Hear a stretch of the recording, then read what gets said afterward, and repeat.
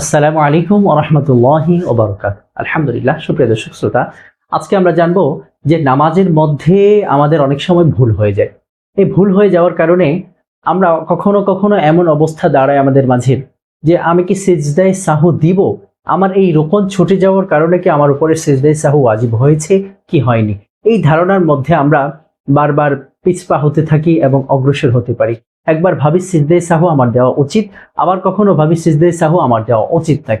এই যে দোটানার মধ্যে যখন আপনি থাকবেন, তখন যদি আপনার ভিতরে প্রবল এই ধারণা সৃষ্টি হয় যে না, আমার সিজদায়ে সাহু ওয়াজিব হওয়ার আশঙ্কাটাই খুব বেশি, তাহলে আপনি সিজদায়ে সাহু দেবেন।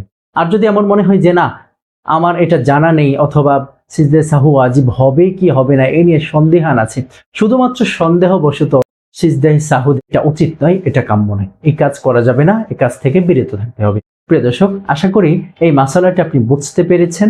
ইনশাআল্লাহ এমন সহজ সহজ সুন্দরভাবে নামাজের সকল মাসালা জানতে আমাদের চ্যানেলটি অবশ্যই সাবস্ক্রাইব করে রাখুন, পাশে থাকা বেল আইকন ক্লিক করে রাখুন এবং আমাদের চ্যানেলটি আপনি শেয়ার করে দিন, লাইক কমেন্ট শেয়ার করে দিন। ইনশাআল্লাহ। আসসালামু আলাইকুম ওয়া রাহমাতুল্লাহি ওয়া বারাকাতুহু।